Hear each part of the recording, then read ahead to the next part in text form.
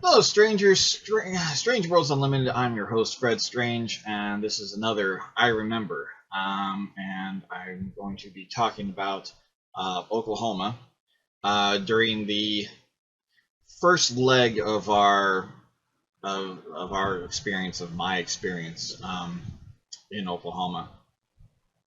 Now, as I said in the first part, this was only supposed to be about a 6 month stint. For me, it actually ended up being about a 9 to 10 months stint. Um, as I explained earlier, we arrived sometime in late December, early January, and I really don't have much memory of exactly when that happened. Um, and then we left um, late October. And the next point that we were supposed to go to was Germany. In fact, the whole reason why we were there was because Dad was going to be stationed in Germany. He needed to be trained on the radar systems that they had in Germany, which were apparently different, maybe newer than what he had been working with in our previous spot in Kansas. And so I explained that in so he went off to Germany, and we followed a few months later. So what I want to talk about is basically I kind of discussed how we got there and what the kind of the layout of the land, what the house we were in was like on Kenyon. So this is going to basically be about my experience at school and in the second grade in Lawton. And let me see where to start here. As I explained in my Kansas video, school-wise, was really not that great. I had a few good friends, but I also had some people, 3 people in particular, who made my life miserable as often as they could. When we moved down to Oklahoma, right in the middle of the second grade, I started school at John Adams Elementary School, which was only a few blocks around the corner. And I've got some maps here I'll put in here, and to kind of show, here's where my house is, here's where the school is, and it's still there, amazingly enough, because another school, which I'll mention later, I can't find. But I started the second grade halfway through, and I came to realize just how different my experience in Oklahoma was going to be from Kansas. Let me start by saying also, my earliest memories are of Simi Valley, California. Simi Valley is nestled, as the name would suggest, nestled in a valley. It is surrounded by hills, and the hills are anywhere from a couple thousand to 3,000 feet or more in height, depending on which direction you're looking. When we moved to Kansas, my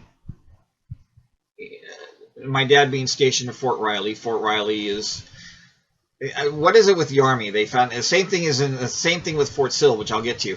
The Army finds the only hills amongst flat land and build a military base there, particularly if it's artillery based. So Fort Riley is in amongst about like the only hills in Kansas. Everything else around it is flat land. On the western end of this hill range, and the western end of Fort Riley, Kansas, is the infamous Dodge City. On the east side, which is where we lived, is Manhattan, Kansas, and that's amongst hills.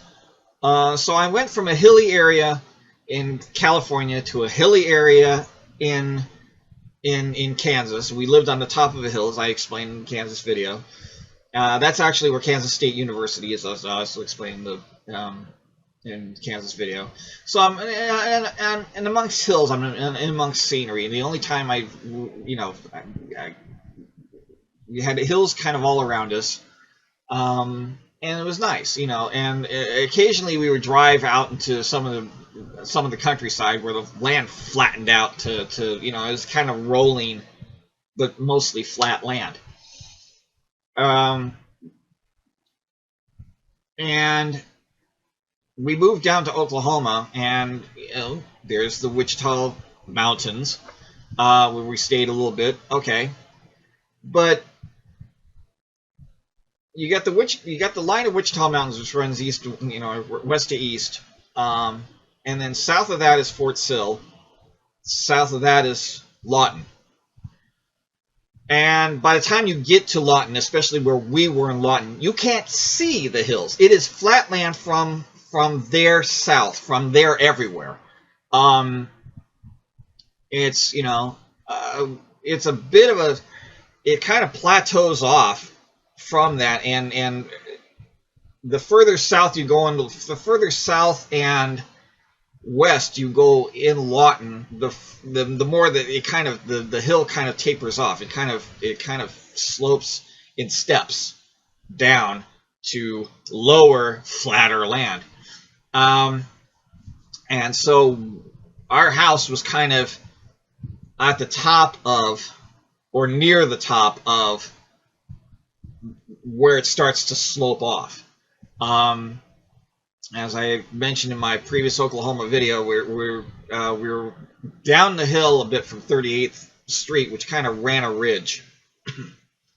So it sloped down from 38th Street, went down this way, and it sloped down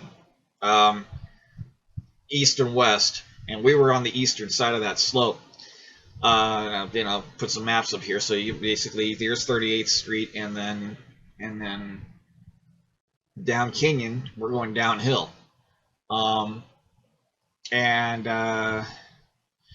So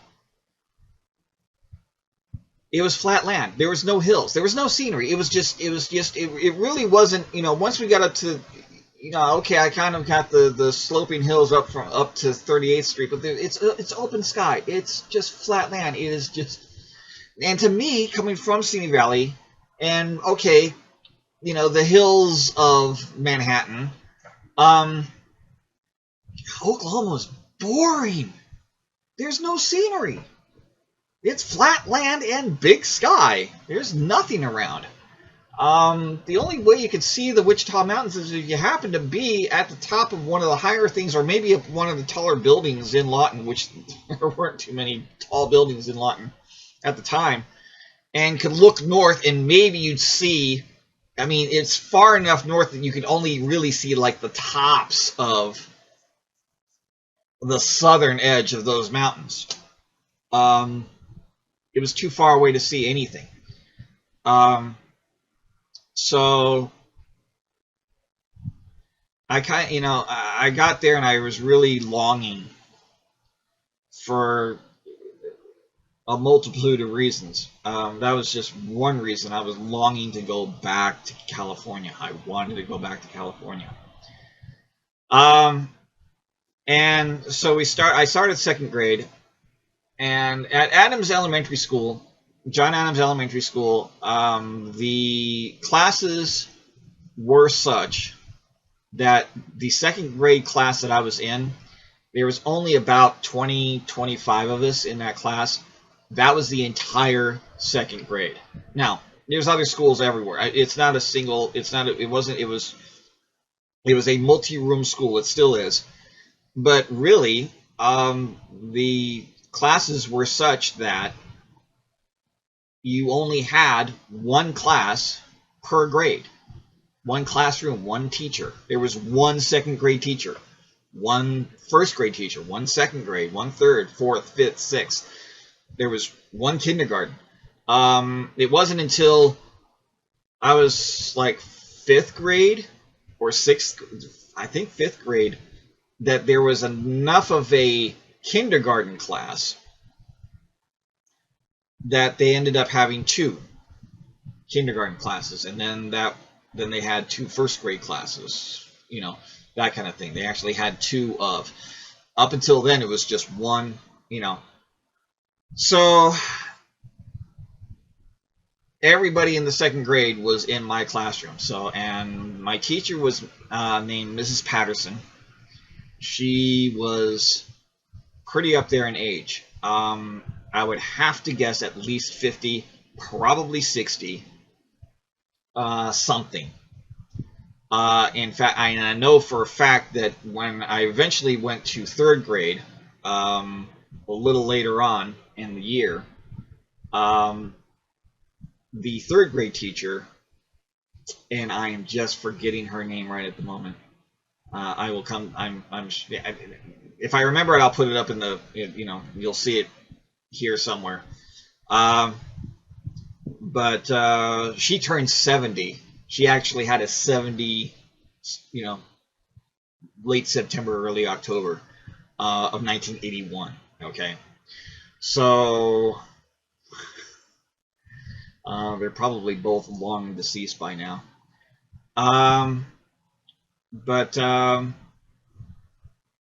So she was 70. Mrs. Patterson wasn't a whole lot younger. So they were both up there in age. The first day of school, the principal walked me into class and said, "We have a new student, and this is Freddie Strange." And the entire class busted up laughing. Oh, isn't that a funny name? Strange. And basically, things did not improve from that point onward. Now, I will say this. I probably did not make things easy for myself. And this is something I'm going to say again in my later Oklahoma episodes. After we get back from Germany, everything that happens, everything I'm basically going to get into 2nd grade gets worse when we get back from Germany. Both on my part and on the part of my classmates.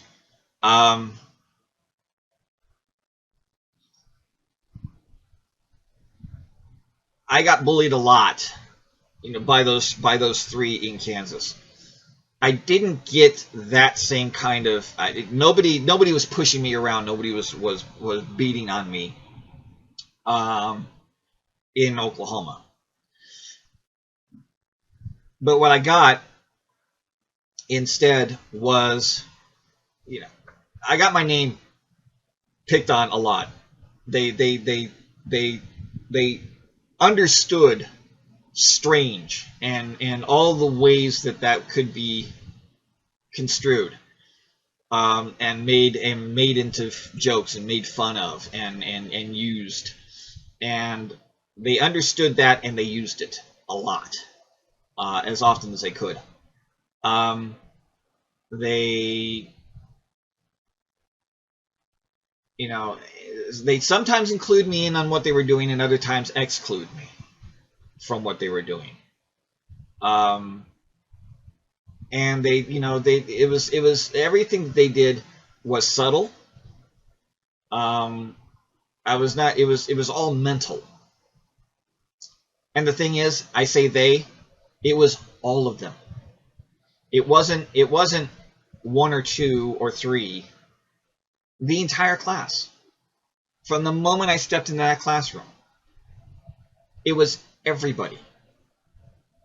At one point or another, sometimes they'd be friendly, other times, I was literally, I was the outcast of that thing. And again, here's where I made it difficult for me. Okay, number 1, that last name, Strange. Okay, so it's an easy target to make fun of, and I resented that they were making fun of that name, that they were saying the things They were making the jokes about the name that they were making. Oh, you're so strange. Oh, you're a strange person. Why do you act so strange? And it got worse from there. And I'll go into that in later videos. But every joke that you can make about strange and use it in some sort of joking, insulting, demeaning manner, they were starting to do. I was starting to get that, and I was getting angrier the more that they were doing it. And in a sense, by doing that, that egged them on. That they liked the fact that I was getting angry about them using my name in such a way. And I was a 98-pound weakling. There was no way that I could, in any way, just like in Kansas, there was no way I could defend myself. I couldn't punch anybody out for it because I wasn't strong enough to hit anybody and do any damage to them. You know, everybody was at least my size, if not bigger, and could do more damage to me than I could do to them.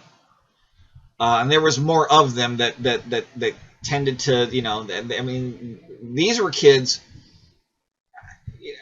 The other count, I was a military kid. I was new. I was brand new. Everybody else in that class, for the most part, even though there was military people that, you know, Fort Sill being what it was, there was a lot of other people that not only lived on base but also lived in the community like we did.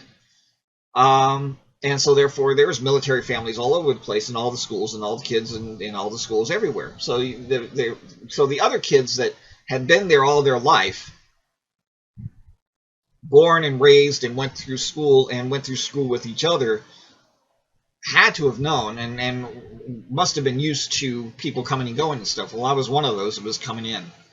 And all the other kids were kind of, you know, by and large, they were all kids that had been born and raised and all went through kindergarten, first grade, now second grade all together. And here I was coming into this. So I was already the outcast coming into that. And they did not make me feel welcome. And I wanted to get back to California. Something that I expressed a lot when we were in Kansas. Something I expressed a lot while we were in Oklahoma. Something I expressed even more so later. But I was from California. I liked the hills. And, you know, I've been experiencing very mean people.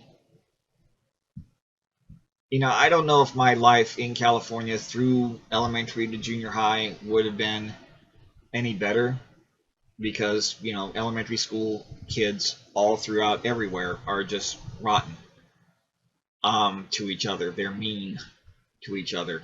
They especially were then. We're talking the early 80s here, you know. They don't have the anti-bullying stuff that they do now. That my daughter, thank God, has not experienced because of the policy changes that they have. The schools, the zero tolerance that they have on bullying, and general ridicule that they have on the schools now. They didn't have such things back then. They didn't recognize it was that big of a deal. It was all part of growing up.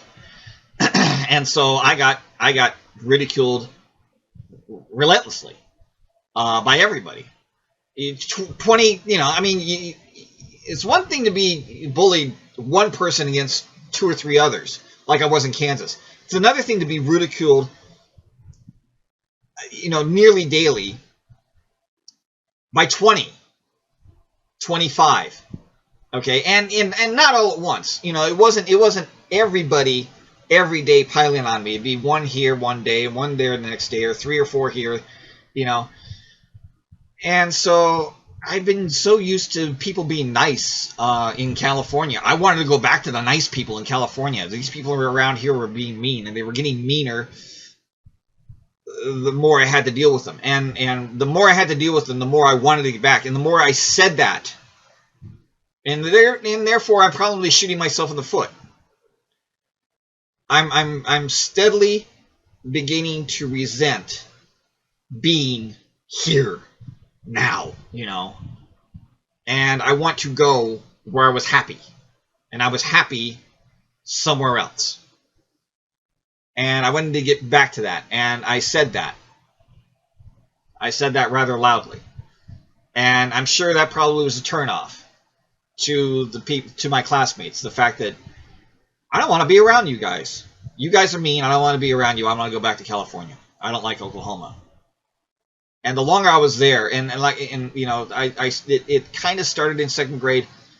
When I get back, and I'm going to say this again, when I get back into Oklahoma again, after Germany, we moved back to Oklahoma. I'll get another story, but I say that more often and more forcefully later, and it just compounds. So there was that. And then I think probably one more element, and I'll have an actual, and boy, I've got to kind of wrap this up, but I'll tell hopefully a real quick story here. Right around the time we made that move, I saw a certain movie, which I'll link over here. I've already got a story. I've got a story about that too, and saw a certain movie, and Smoking the Bandit, and I fell in love with it, and I adopted a lot of it, including the language. I should not have watched that film as early as in my life as I did. And I was very careful to keep the language away from the adults as much as possible, especially my parents, because my dad was... I don't want to paint the wrong picture here. In saying that my dad was violently opposed to my using that language, but I got my ass beat every time I did. So I didn't want that, so I kept it carefully hidden away from him and my mother. I got along with my dad fine, but and my dad had very specific rules. And if a very definite line was drawn, and if I crossed that line, I got beat. I got spankings. Not terribly violently, but and less so as time went on. He got me early.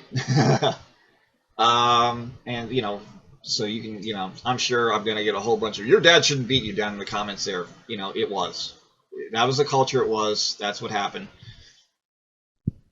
And that's maybe a discussion for a later time, but I knew that if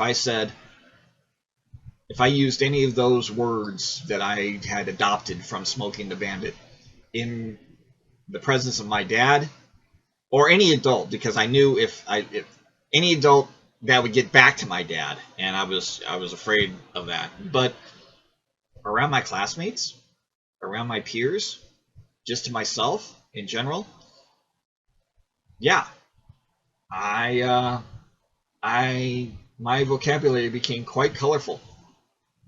Probably not in a good way. And the one time that I can remember, and this is where I came to, my use of it probably turned off my classmates. That's probably my fault. That's probably one more thing to add to the growing list of things that turned them off, such that they would then in turn make my life miserable. And one in particular instance that sticks out of my mind was during second grade, and pretty early in my experience in second grade.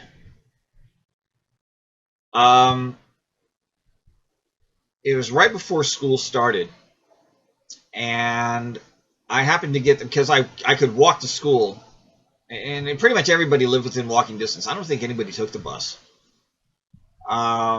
The few people that lived far enough away, there was one girl that lived across Cash Street, Cash Road, that probably should have gone to another elementary school. I don't know why she went to ours, but she came to ours. But pretty much, and her mother just drove her up. But pretty much everybody else lived within walking distance. So I happened to get there kind of early, and I put I think I had a backpack of some kind, and a lunch pail, and I put it. There was a bit of a line of lunch, backpacks and lunch bags. Already, all the doors faced to the outside. There was external doors that went outside, and then there was internal doors that went into an internal hallway in the school. The school is kind of L-shaped. They had the cafeteria and gym, the kind of a multi-purpose room, and then kitchens and stuff, and then it kind of curved over and then went into this L shape, this long corridor, where there was kindergarten, first grade on one side, and bathrooms, and then the sixth grade room, and then there was a music room and an art room, second grade, third grade, office, fourth grade, fifth grade, or something like that. Fourth grade, I think fifth and sixth were on the other side, actually. But they had external doors and then internal doors going down that hallway there in the middle. So we were outside the external doors, waiting to be let in. I got there kind of early, so I was like second, third, fourth in line. I was really up there and up in front, and I went out onto the grassy area that was between the school and the main street there. And I was kind of horsing around with the guys and everything like that. When I got back, I noticed that my stuff had been moved back to the end of the line by a girl named Shannon. And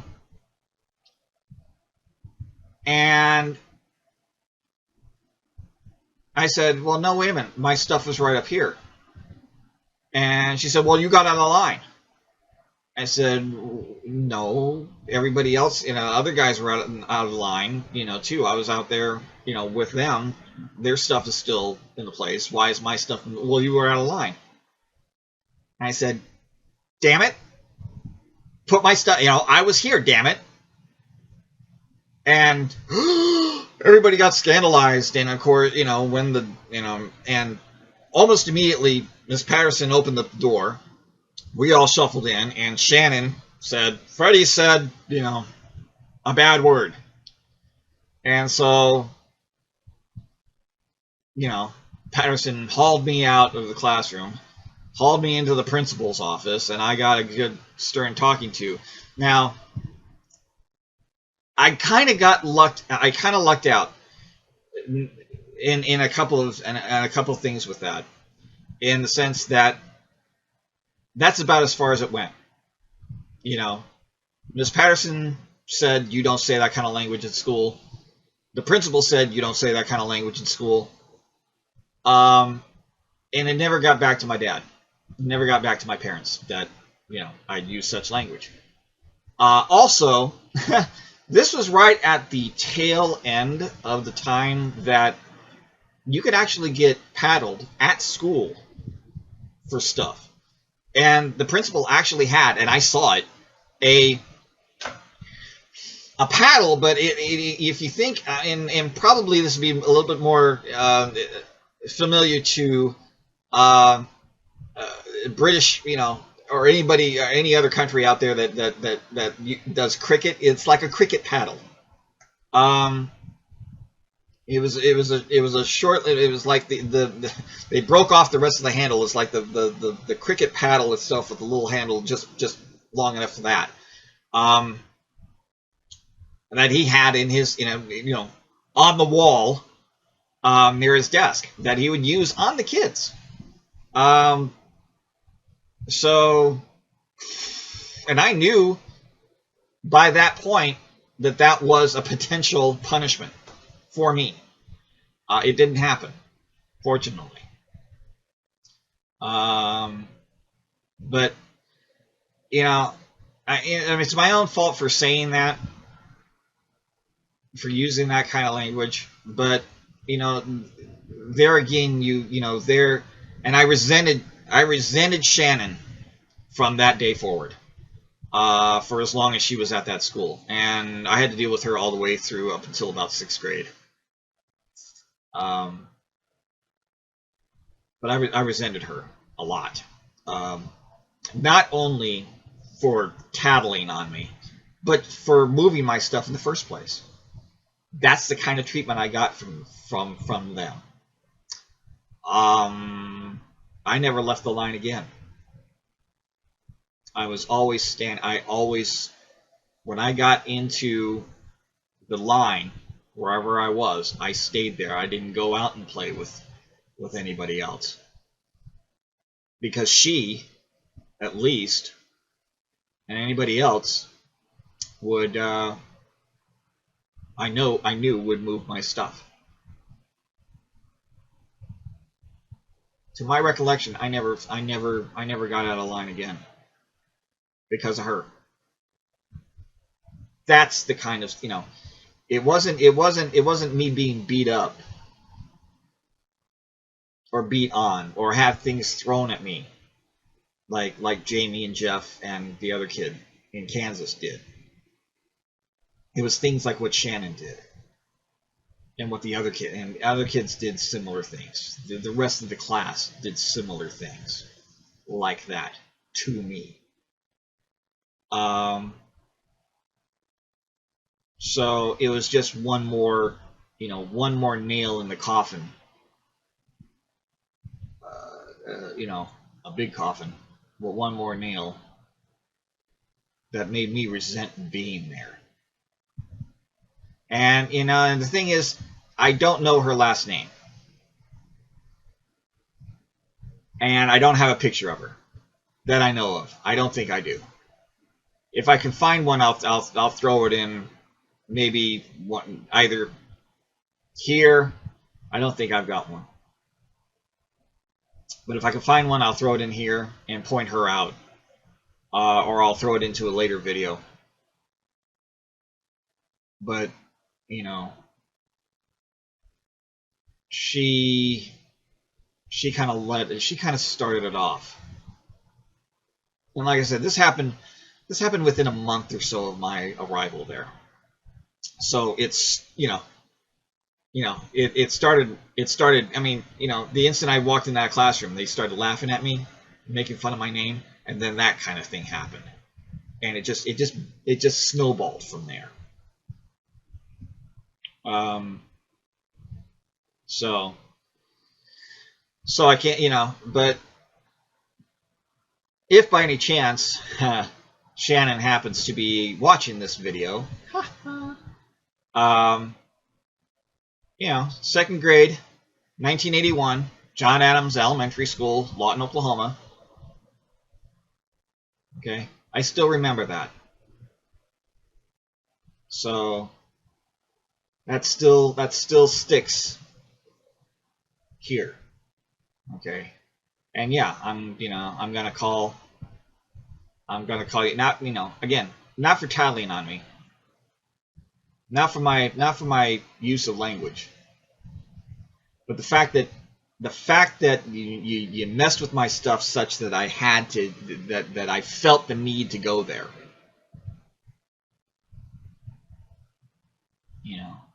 You messed with my stuff such that I felt the need to express myself in such a way. And I'm the one that comes out the bad, to the teacher, I'm the one that comes out the bad guy. It doesn't matter. It didn't matter to Miss Patterson that my stuff got moved. I was 3rd in line or whatever. I was real close, in line, and all of a sudden I'm at the back because she moved my stuff. That didn't matter to Miss Patterson. She didn't care. She didn't care that my stuff got moved. She didn't curse out, she didn't curse out, she didn't get on Shannon's case or anybody else's case for that matter for the fact that my stuff got moved because I was supposedly out of line. No, I was made the bad guy because I said damn it. So to be scandalized by the language that they're using in schools nowadays. So anyway, that's my tale of second grade. You know, we had a brief reprieve. You know, I had a brief reprieve from those kids during the summer. I didn't play with any of them. I didn't deal with any of them during the summer. We went to Michigan to see family, and my dad got on the plane. Something I explained in my Germany video. My dad got on the plane to go to Germany. I broke my collarbone just before he did. And we came back to Lawton and started preparing to get the house such that we could rent it out, pack up what we, store some of it because we couldn't take it to our place in Germany, especially once Dad had established where we were going to live in Germany. He pretty much said, okay, well, we're not going to have room for these things, so we either left it in the house or we stored it, most likely, and then packed up the rest. And I started third grade again with these same group of kids, and everything that they had been doing in second grade followed right into third. And I was happy to leave them behind. Unfortunately, we were going in the wrong direction. I wanted to go to California. We were going to Germany. It was completely opposite direction where we wanted to go. And I was really afraid that my life in Germany would be no different than it had been. So, third grade was not much better. And I was happy to move, and hoping that Germany would be better. It really wasn't. School-wise, it was no better. So, and I had the third grade teacher. I can't remember her name. Again, I still can't remember her name, but she had a reputation for being mean, for being pretty. And Mrs. Patterson was kind of no nonsense, but she wasn't necessarily cruel, mean. The third grade teacher, and kind of had that reputation. I didn't really run into it that much, and quite frankly, given the third grade teacher that I did get in Germany, I think I would have preferred her. Because that was the cruelest one of the cruelest, meanest teachers and least effective teachers that I've ever had, bar none. I've had some bad ones, but what I would get in Germany would pale in comparison. Would make the bad ones pale in comparison, I should say. So anyway, yeah. So that was my school life. That was my second grade and early third grade. One carried right into the other as far as I was concerned, and would continue to carry, when we got back, sadly. So, and I'll take responsibility for the stuff that I said and did on my own that probably just, shot myself in the foot as far as that's concerned, and, things that I'll go into later on. But, the reception that I received from my classmates, did nothing to endear me to them. Nothing. So, I will leave it there. And if you like this story, then of course hit that like button. Share it around. This is a story that I feel needs to be told. I don't think I'm necessarily alone in this, and the further I go into my tales of Oklahoma, from here we're going to go into Germany. That'll be in the sequence of things. That's the next thing up. After Germany, we'll be coming back to Oklahoma, and I'll be going into a little bit more details and about what my life experience, particularly with my classmates, was like, and how it affected me, even to this day. And I don't think I know I'm not unique in this. Other people have gone through similar, and so therefore, this is something that I feel probably could be shared around. Not only this, but future Oklahoma episodes when I get to them. So for now, I will say that's it, and subscribe for more next videos. I will see you guys in the next video. Stay strange. Bye-bye. Thanks for watching my video. If you like what you just watched, don't forget to give me a thumbs up below. For more of my videos, click the subscribe button on the screen or down in the description below. If you'd like to support me and what I do, I have books that you can read. The links are in the description below. If you want to support in other ways, you can go to my Patreon page and help me out there. You can also follow me on various social media pages. The links to all of those are also below. Thank you again. Stay strange.